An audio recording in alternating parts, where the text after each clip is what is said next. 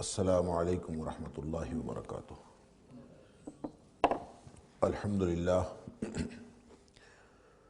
الحمدللہ وکفا وسلام علی عبادہ الذین اصطفیٰ۔ اشہد ان لا الہ الا اللہ وحدہ لا شریک لہ واشہد ان محمدا عبدہ ورسولہ صلی اللہ علیہ وآلہ وسلم۔ اللہم صلی علی محمد وعلی آل محمد کما صلیت علی ابراہیم وعلی آل ابراہیم انک حمید مجید۔ اللہم بارک علی محمد وعلی آل محمد کما بارکت علی ابراہیم وعلی آل ابراہیم انک حمید مجید۔ اما بعد فاعوذ باللہ السمیع العلیم من الشیطان الرجیم من ہمزہ ونفخہ ونفثہ۔ بسم اللہ الرحمن الرحیم۔ فما لکم فی المنافقین فئتین واللہ ارکسہم بما کسبوا اتريدون ان تهدوا من اضل اللہ ومن يضلل اللہ فلن تجد له سبیلا۔ پھر تمہیں کیا ہو گیا ہے کہ تم منافقین کے بارے میں دو گروہ بن گئے ہو اور اللہ نے ان کو الٹ دیا ہے، ان کو واپس پہنچا دیا ہے بما کسبوا، اس وجہ سے کہ جو انہوں نے کمایا، جو انہوں نے عمل کیا۔ اتريدون ان تهدوا من اضل اللہ، کیا تم چاہتے ہو کہ تم ہدایت دے دو اس کو جس کو اللہ نے گمراہ کر دیا ہے؟ ومن يضلل اللہ فلن تجد له سبیلا، اور جس کو اللہ گمراہ کر دے اس کے لیے پھر تو کوئی راستہ نہیں نکال سکتا۔ سورہ نساء کی آیت نمبر 88 سے آج کی گفتگو کا آغاز ہو رہا ہے۔ اس میں یہ بات ذہن میں رہنی چاہیے کہ یہ وہ مقام ہے سورہ نساء کا، اور مضامین کے اعتبار سے یہ وہ حصہ ہے اور آیات کا سیاق و سباق یہ ہے کہ جس میں جہاد کے بارے میں بھی آیات چل رہی ہیں اور ساتھ ہی ساتھ منافقین کا تذکرہ بھی چل رہا ہے۔ اور جہاد اور نفاق یا جہاد اور منافقین کا باہم تعلق یہ ہے کہ جہاد کا موسم، جہاد کا عمل، وہ موسم، وہ حالات اور وہ ایسا عمل ہے جس میں منافقین کا نفاق کھل کے سامنے آ جاتا ہے، اور پھر اس طرح ساتھ ساتھ ان کا تذکرہ بھی ہے اور ساتھ ساتھ جہاد کے احکام بھی ہیں۔ تو اس آیت میں یہ فرمایا جا رہا ہے کہ تمہیں کیا ہو گیا ہے کہ منافقین کے بارے میں تم دو گروہ ہو گئے ہو، جبکہ اللہ نے ان کے کرتوتوں کے سبب ان کو واپس وہیں پہنچا دیا ہے۔ ارکسا کا معنی ہوتا ہے اوندھا کر دینا، الٹا دینا، پلٹا دینا۔ کسی چیز کو ایسے آپ پلٹیں کہ وہ واپس اس کے اصل کی طرف چلی جائے، تو یہ الرکس اس چیز کو کہتے ہیں۔ تو واللہ ارکسہم بما کسبوا، اللہ نے ان کو الٹا کر دیا ہے ان کے کرتوتوں کے سبب۔ کیا مطلب کہ وہ واپس پہنچ گئے اسی جگہ پر۔ یہ کون سے منافقین ہیں اور کن کے بارے میں مسلمان دو گروہ ہو رہے تھے، اور اس کی یعنی کس سچویشن اور کس موقع کی یہ بات ہے، اس کے بارے میں مفسرین کے ہاں کچھ اختلاف واقع ہوا ہے، اور اس کی وجہ بھی کچھ روایات۔ مثال کے طور پر حضرت زید بن ثابت رضی اللہ تعالی عنہ سے بخاری اور مسلم کے اندر ایک روایت موجود ہے جس سے یہ پتہ چلتا ہے کہ یہ آیت ان منافقین کے بارے میں نازل ہوئی جو غزوہ احد میں واپس لوٹ آئے تھے، یعنی عبداللہ بن ابی اور اس نے اپنے ساتھ جو 300 لوگ اور شامل کیے تھے ان کو واپس لے آیا تھا۔ تو ان کے بارے میں مسلمانوں کا آپس میں اختلاف ہو گیا تھا، اور اختلاف اس بات پر ہوا تھا کہ ان کو قتل کر دیا جائے، ان کے خلاف جہاد کیا جائے، یا ان کو چھوڑ دیا جائے۔ کچھ لوگوں کا خیال یہ تھا کہ ان کے خلاف بھی قتال کرنا چاہیے، اور کچھ لوگوں کا خیال تھا کہ نہیں، ان سے درگزر کرنا چاہیے۔ تو یہ ایک اختلاف تھا اور مسلمان دو گروہوں میں تقسیم ہو گئے، تو یہ اس موقع کی بات ہے۔ لیکن حضرت عبد الرحمن بن عوف رضی اللہ تعالیٰ عنہ سے ایک روایت ہے مسند احمد کے اندر کہ اس سے مراد اسپیسیفکلی یہ احد والے منافقین نہیں ہیں، بلکہ کچھ لوگ ایسے تھے جو نبی کریم صلی اللہ علیہ وسلم کے پاس آئے، انہوں نے کلمہ پڑھا، مسلمان ہوئے، پھر واپس چلے گئے اپنے اپنے علاقوں کو. کچھ لوگوں نے بیماری کا بہانہ بنایا، کچھ لوگوں نے اور بہانے بنائے، اور واپس جا کے پھر یہ کفر میں چلے گئے، یعنی مرتد ہو گئے. ان کے بارے میں مسلمانوں کا خیال یہ تھا کہ اس سے لڑنا چاہیے یا نہیں لڑنا چاہیے، اور آپس میں مسلمانوں کا اختلاف ہوا. ایک تیسری روایت اور بھی ہے جو حضرت ابن عباس رضی اللہ تعالیٰ عنہ سے، اس سے وہ یہ فرماتے ہیں کہ اس سے مراد مکے کے لوگ ہیں جنہوں نے کلمہ تو پڑھا ہوا تھا، یعنی مکہ کے اندر ایسے لوگ موجود تھے جو کلمہ پڑھ چکے تھے، لیکن وہ عملاً مدد مشرکین کی کر رہے تھے، یعنی عملاً وہ مسلمانوں کی مدد نہیں کرتے تھے، ان کی مدد کرتے تھے. تو ان کے بارے میں کچھ لوگوں کا خیال یہ تھا کہ مسلمان ہیں، ان سے کچھ نہیں، ان سے درگزر کرنا چاہیے. کچھ لوگوں کا خیال یہ تھا کہ نہیں، وہ مشرکین کے ساتھی ہیں اور ان سے مقاتلہ ہونا چاہیے، قتال کرنا چاہیے. یہ ایک ڈیبیٹ چل رہی تھی مسلمانوں کی باہمی، اور اس ڈیبیٹ کے بارے میں اللہ تعالیٰ ہدایات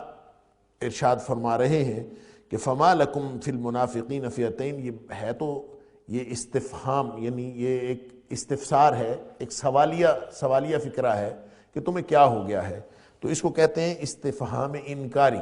کہ ایسا نہیں ہونا چاہیے، یعنی تمہیں آپس میں اختلاف نہیں کرنا چاہیے منافقین کے بارے میں. ان کو تو اللہ نے واپس پلٹا دیا ہے، چاہے وہ مرتد ہو گئے ہیں اور چاہے وہ اپنے نفاق کی وجہ سے. اور منافق کے دل میں کفر ہوتا ہے، اس کے دل میں اسلام نہیں ہوتا ہے. یعنی ایسا نہیں ہے کہ منافق کے دل میں کچھ پرسنٹیج ایمان کی ہوتی ہے اور کچھ پرسنٹیج کفر کی ہوتی ہے، جیسا کہ عام طور پہ یہ خیال، یہ گمان، یہ شبہ لوگوں کو واقع ہوتا ہے. ایسا نہیں ہے. منافق کے دل میں کفر ہوتا ہے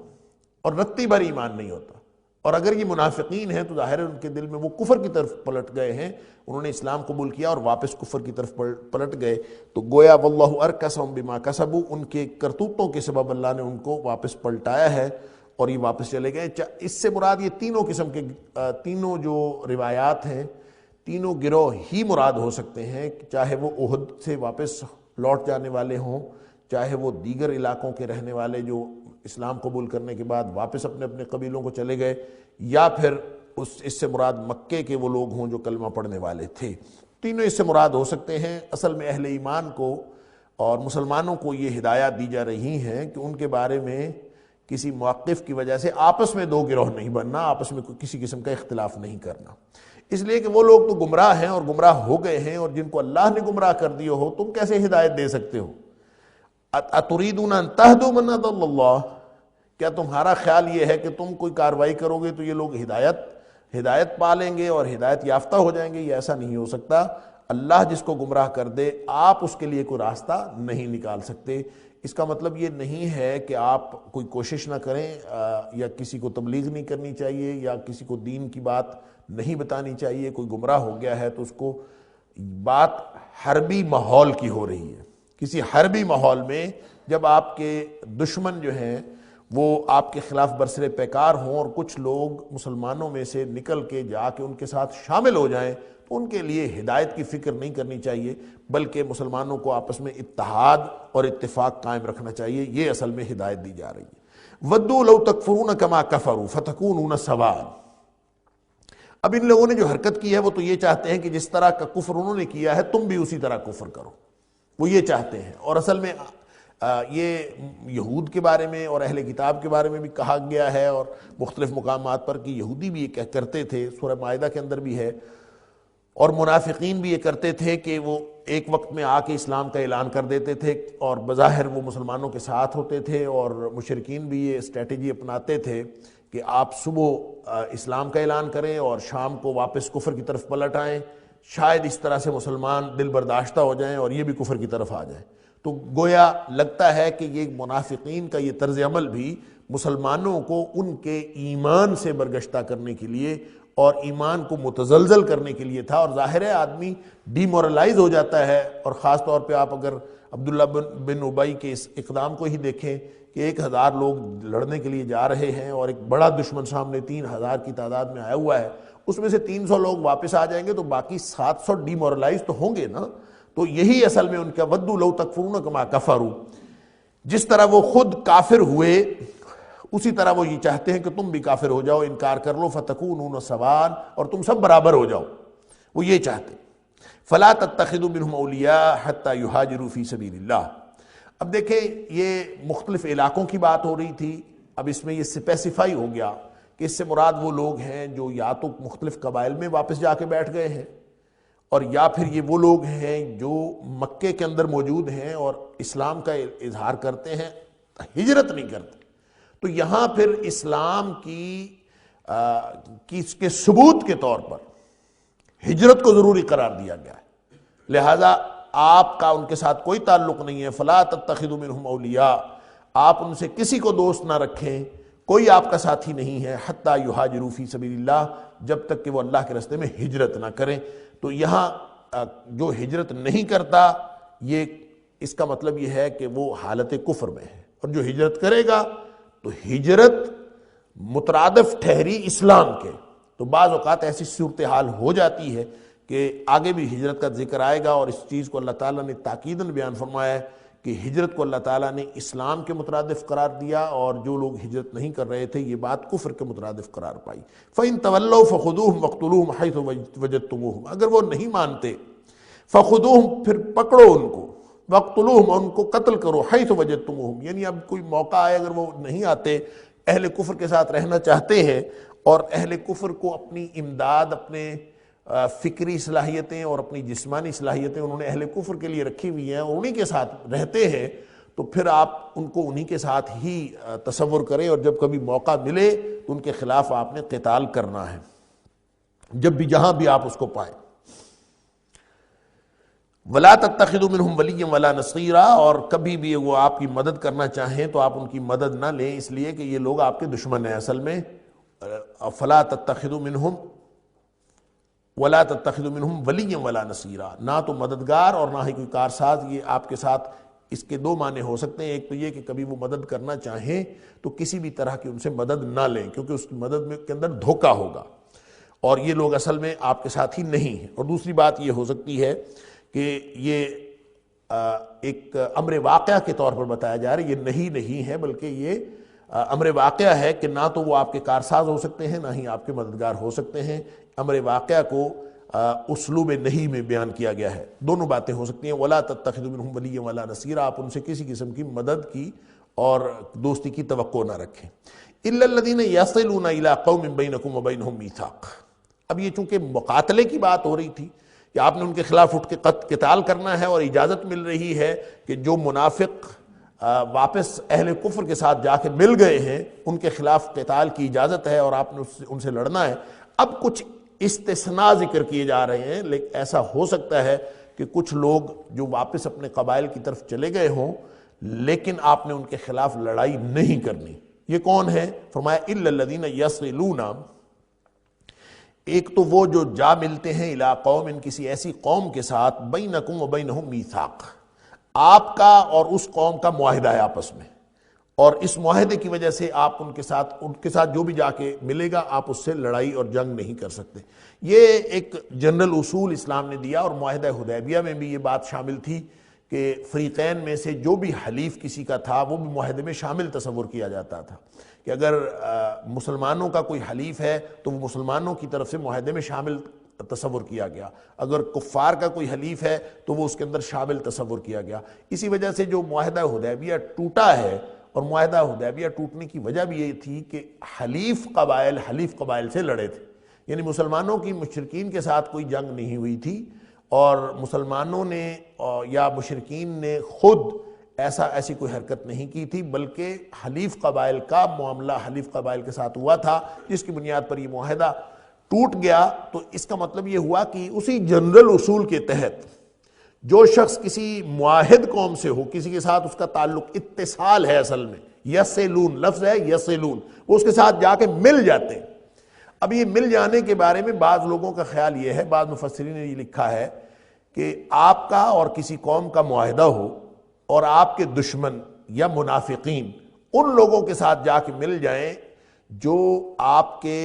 ساتھ معاہدہ رکھتے ہیں، اور معاہد قوم کے ساتھ تو جنگ نہیں آپ کر سکتے،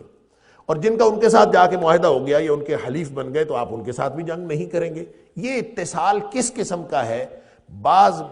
مفسرین کا خیال یہ ہے کہ اس سے مراد اتصال نسبی،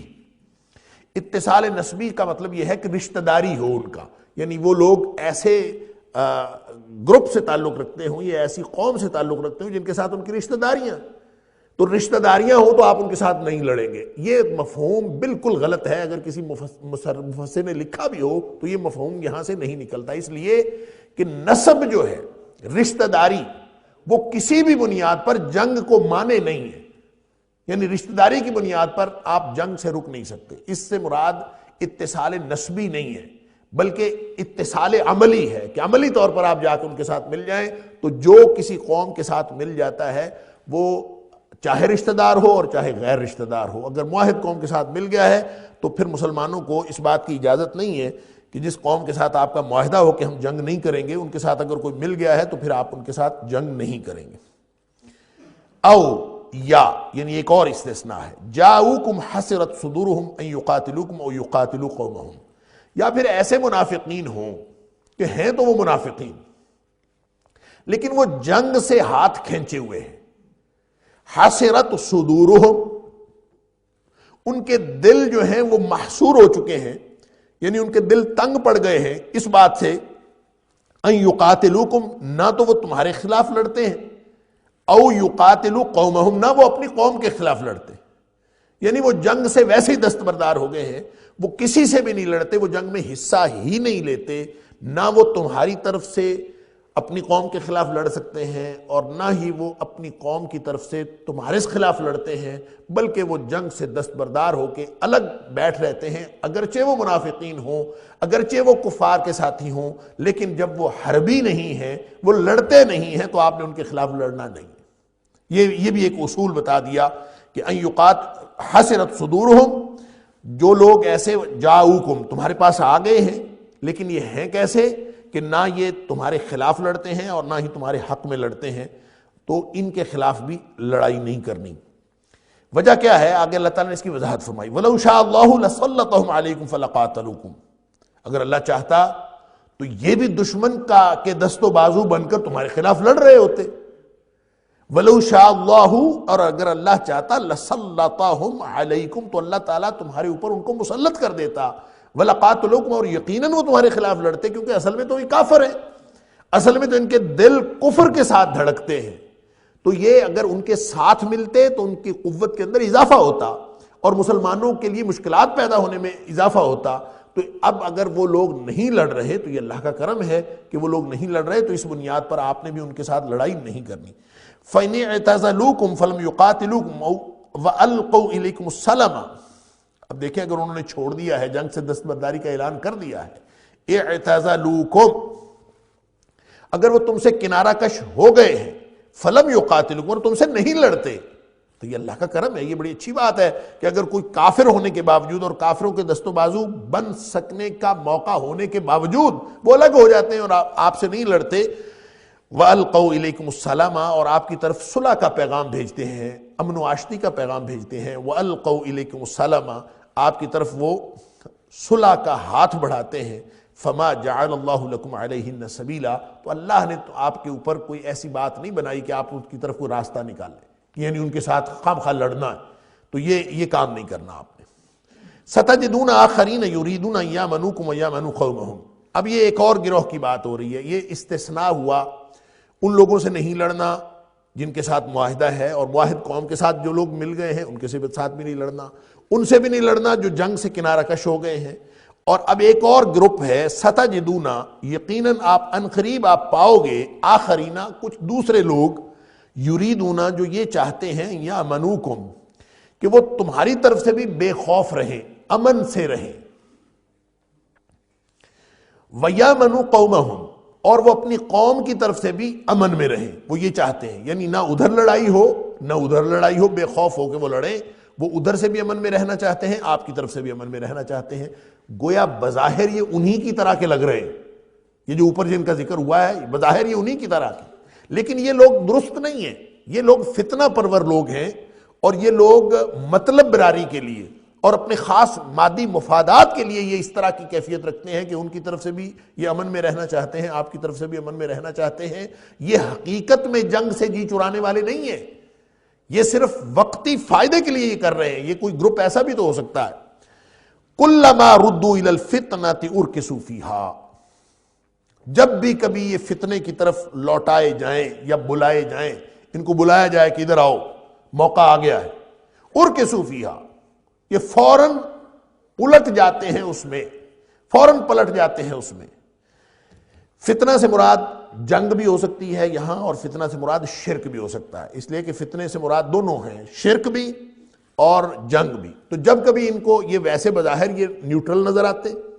کہ جناب ہم ادھر بھی ہم نہیں لڑتے، ادھر بھی ہم نہیں لڑتے، ادھر سے بھی مفادات حاصل کرتے ہیں، ادھر سے بھی مفادات حاصل کرتے ہیں، اور یہ صرف اور صرف اپنا اسلام انہوں نے ریاکاری کی وجہ سے بنایا ہوا ہے، اور یہ درمیانی ایک صلح اور امن و آشتی کا پیغام لے کر ہر طرف امن کی بات کرتے ہوئے یہ پھر رہے ہیں،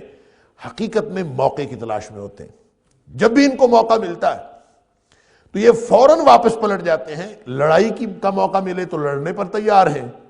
شرک کا موقع ملے تو واپس مشرکین میں جانے کے لیے تیار ہیں، شرک میں جانے کے لیے تیار ہیں۔ تو ایسے لوگ جو ہیں ان کے ساتھ لڑائی کرنی ہے اگر وہ لوگ امن و آشتی کی بات نہیں کرتے، اگر وہ لوگ کسی بھی لڑائی میں کسی بھی فتنے میں آپ کے خلاف برسر پیکار ہوتے ہیں تو پھر لڑنا ہے۔ لیکن فَإِن لَمْ يَعْتَزِلُوكُمْ، اب دیکھیں وضاحت کی جا رہی ہے اس کی، اگر یہ لوگ کنارہ کش نہ ہو، پچھلے گروپ جو پچھلی آیت میں جن کا ذکر ہوا وہ ان کا کردار بھی بظاہر ایسا ہی تھا کہ نہ وہ اپنی قوم سے لڑتے تھے نہ آپ سے لڑتے تھے، اور ان کے دل تنگ پڑے ہوئے تھے کہ ہم کس سے لڑیں، نہ وہ ان سے لڑنا چاہتے نہ آپ سے لڑنا چاہتے، وہ تھے ایسے ہی، لیکن وہ کنارہ کش ہو گئے تھے۔ اب ان کا مسئلہ یہ ہے کہ کنارہ کش نہیں ہوتے یہ لوگ، یہ تو موقع کی تلاش میں رہتے ہیں، اور روایات میں آتا ہے کہ بنو اسد اور بنو غطفان وغیرہ یہ ایسے قبیلے تھے جو اس طرح کا کردار رکھتے تھے، اور اسپیسیفکلی ان کے بارے میں یہ حکم آیا فَإِن لَمْ يَعْتَزِلُوكُمْ، اگر وہ کنارہ کشی نہیں کرتے، کنارہ کشی اختیار نہیں کرتے، تمہیں نہیں چھوڑتے، وَيُلْقُوا إِلَيْكُمُ السَّلَامَ وَيَكُفُّوا أَيْدِيَهُمْ، یہ جو یلقو اور یکفو ہے اس کا عطف یعتزلوکم پر ہے، یعنی جس طرح سے یعتزلو کی فارمیشن ہے عربیت کے اعتبار سے، اسی طرح فارمیشن ہے یلقو اور یکفو کی، کیونکہ ان کے سب کے ساتھ لم آئے گا۔ یہ عربی قواعد کے اعتبار سے اگر ان کے ساتھ لم نہ آئے اور لم کا عطف ان کے اوپر نہ ہو تو پھر ان کی فارمیشن، ان کی شکل یہ نہیں ہو سکتی، ان کی شکل چینج ہو جائے گی۔ یہ یلقون ہونا چاہیے، یکفون ہونا چاہیے، تو یکفو اور یلقو یہ ان کی شکل یہ بتاتی ہے کہ وہ جو پیچھے لم آیا ہے یعتزلوکم کے ساتھ، وہ لم ان کے ساتھ بھی پڑھا جائے گا۔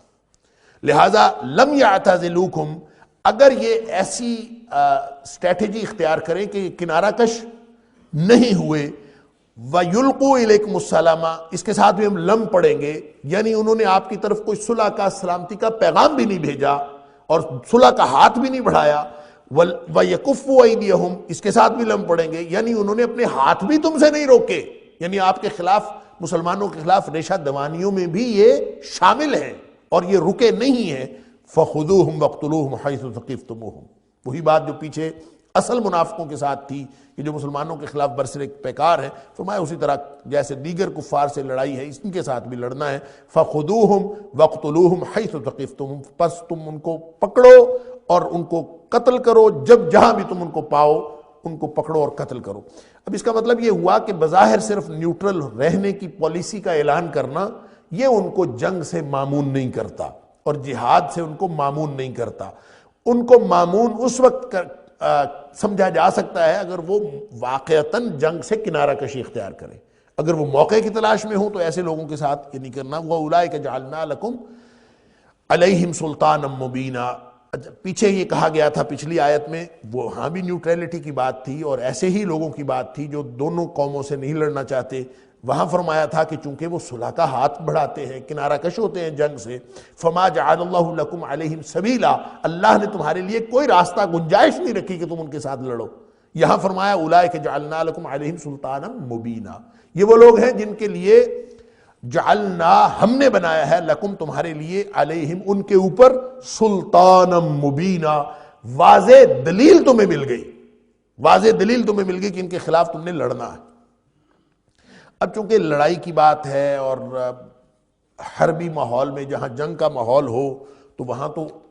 قتل اور مقاتلے کی بات ہو رہی ہے، آپس میں لڑنے کی بات ہو رہی ہے، تلواریں چلیں گی، بندوقیں چلیں گی اور لڑائیاں ہوں گی. تو جو لوگ قتل ہوں گے وہ کون ہیں؟ وہ کسی بھی طرح کے اس میں خطا کا امکان ہو سکتا ہے. اور جہاں پہ لوگوں کی گردنیں ماری جا رہی ہوں اور لڑائیاں ہو رہی ہوں تو ایسا ممکن ہے کہ آپ تیر ماریں اور تلوار چلائیں کفار کے خلاف اور اس تلوار کی زد میں کوئی مسلمان آ جائے. یہ بھی ہو سکتا ہے کہ آپ تیر جو ہے وہ پھینکیں مشرکین کی طرف اور وہ کسی مسلمان کو جا لگے. تو خطا کا امکان رہتا ہے. یہ جو خطا کا امکان ہے حربی ماحول کے اندر آگے اس کا بیان ہے کہ اگر کہیں غلطی ہو جائے تو پھر کیا ہو سکتا ہے. فرمایا وَمَا كَانَ لِمُؤْمِنٍ أَن يَقْتُلَ مُؤْمِنًا إِلَّا خَطَأً. دیکھیں یہ جتنے بھی جہاد اور قتال کی بات ہے یہ ساری کی ساری کافروں کے خلاف، اور کافر بھی وہ جو حربی کافر، جو غیر حربی کافر ان کے خلاف آپ نے نہیں لڑنا، جو واقعی جنگ سے کنارہ کش ہوتے ہیں اور جن کا جنگ کے ساتھ کوئی تعلق نہیں، ان سے آپ نے نہیں لڑنا. اللہ یہ کہ آپ مسلمانوں کے خلاف اور ایمان کا اظہار کرنے کے والوں کے خلاف لڑیں، یہ تو ممکن ہی نہیں ہے. وَمَا كَانَ لِمُؤْمِنٍ، نہیں ہے جائز یہ کسی مومن کے لیے ان یقتل مومنا، کہ وہ کسی مومن کو قتل کرے، الا خطا، سوائے اس کے کہ اس سے خطا ہو جائے. اچھا یہ جو اسلوب ہے ما کان لمؤمن، یہ قرآن پاک میں کئی جگہ پہ استعمال ہوا ہے. ما کان لکم ان تؤذوا رسول اللہ،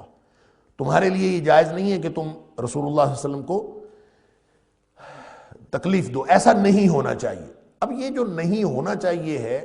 یہ اللہ کا فرمان ہے، اور اس پہ مفسرین نے اس کا معنی نہیں کے طور پر لیا ہے کہ یہ اللہ تعالیٰ منع کر رہے ہیں کہ ایسا نہ کرو، یعنی کوئی مومن کسی مومن کو قتل نہ کرے، اور کوئی تم میں سے ایسا نہیں ہونا چاہیے نبی کریم صلی اللہ علیہ وسلم کے لیے ایذا کا باعث بنے، تمہارا کوئی طرز عمل ایسا نہیں ہونا چاہیے، یہ منع کیا جا رہا ہے. اس کی وجہ یہ ہے کہ اگر اس کو نہیں نہ سمجھا جائے، اگر اس کو نہیں نہ سمجھا جائے اور اس کو نفی سمجھا جائے، دیکھیں دو ہی باتیں ہیں، یا یہ سادہ بیانیہ جملہ ہے اور اس میں نفی ہے. وما کان لمؤمن، کوئی مومن ایسا نہ ہو، کسی مومن کو ایسا نہیں ہونا چاہیے، یا کوئی مومن ایسا نہیں ہوتا ان یقتل مومنا، کہ وہ کسی مومن کو قتل کرے. اگر یہ نفی ہے، نہیں ہے، تو بڑا لطیف نقطہ اور بڑا اہم نقطہ مفسرین نے یہاں پہ نقل کیا ہے کہ اگر یہ نفی نہ ہو، نہیں ہو، تو یہ اللہ کا بیان ہے. اس کا مطلب یہ ہوگا کہ کوئی مومن کسی مومن کو قتل کر سکتا ہی نہیں. پھر یہ امر واقعہ ہو جائے گا. امر واقعہ کا یہ معنی ہوگا کہ اگر کسی شخص نے کسی دوسرے کو قتل کر دیا تو قتل کرنے والا تا حیات اور ہمیشہ کے لیے کبھی مومن نہیں ہو سکتا. اس کا معنی پھر یہ ہوگا، اگر اس کا معنی ہم نفی میں لیں تو اس کا معنی ہوگا کہ ایک مومن کو قتل کرنے والا وہ 1000 دفعہ بھی توبہ کر لے وہ کبھی مومن نہیں ہو سکتا. اگر یہ نفی ہوگا تو پھر یہ امر واقع ہوگا، یہ اللہ کا بیان ہے. لہٰذا اس کو نفی ہی سمجھنا چاہیے. یہ نفی جہاں کہیں یہ اسلوب قرآن نے بیان کیا وہ نفی ہے اصل میں، کہ ایسا نہ کرو. ما کان لمؤمن، یعنی مومن کو یہ نہیں چاہیے، یہ نفی نہیں ہے بلکہ یہ نہیں ہے کہ تم ایسا بالکل نہ کرو کہ ان یقتل، کوئی مومن ایسا نہ کرے، کیا نہ کرے، مومن کو قتل کرے، الا خطا. ہاں اگر خطا ہو جائے تو وہ اور بات ہے. اب خطا کیا ہوتی ہے، اس کی بہت ساری ڈیفینیشنز اہل لغت نے بیان کی ہیں اور مفسرین نے بھی بیان کی ہیں، اور ان سب میں جو مشترکہ بات ہے وہ ایک ہی ہے کہ ایسا عمل جس میں قصد شامل نہ ہو وہ خطا ہوتی، ایسا عمل جس میں ارادہ شامل نہ ہو وہ خطا ہوتی. یعنی اس کی تفصیلات بہت ساری ہیں اور اس کی بہت ساری شکلیں ہو سکتی ہیں. جس میں ارادہ شامل ہو گیا کچھ پرسنٹیج بھی ارادے کی شامل ہوگی وہ خطا نہیں ہو سکتی. کوئی شخص یہ نہیں کہہ سکتا کہ میرا ارادہ تھوڑا تھا اور یہ کام زیادہ ہو گیا ہے، نتیجہ زیادہ نکل آیا ہے. اس لیے خطا صرف وہ ہو سکتا ہے، قتل خطا ہو یا کوئی بھی خطا صرف وہاں ہوگی جہاں مطلقاً ارادہ موجود نہ ہو. اگر ارادہ اس کی کچھ پرسنٹیج بھی موجود ہو تو وہ خطا نہیں ہو سکتا. لہذا یہاں قتل خطا کی بات ہے تو قتل خطا صرف وہ ہوگا جو جس میں ارادہ بالکل شامل نہیں تھا. آپ کسی کو مارنا نہیں چاہتے تھے، مثلا دیکھیں نا، اگر آپ کسی کو ڈنڈا مارتے ہیں سر پہ، تو سر پہ ڈنڈا مارا پورا سوچ سمجھ کے مارا اور وہ شخص مر گیا. آپ کہیں کہ یہ قتل خطا ہے تو یہ قتل خطا نہیں ہو سکتا، اس لیے کہ ڈنڈا تو آپ نے ارادے سے مارا ہے نا۔ اسی لیے جو شریعت نے، جو قرآن نے دو قتل کی جو دو کیٹیگریز بتائی ہیں، ایک قتل خطا ہے اور ایک قتل عمد ہے، یعنی جان بوجھ کے آپ قتل کریں، اور ایک یہ ہے کہ آپ سے خطا کے طور پر قتل ہو جائے۔ لیکن یہ کیسا قتل ہے کہ ڈنڈا آپ نے ارادے سے مارا ہے اور سر میں مارا ہے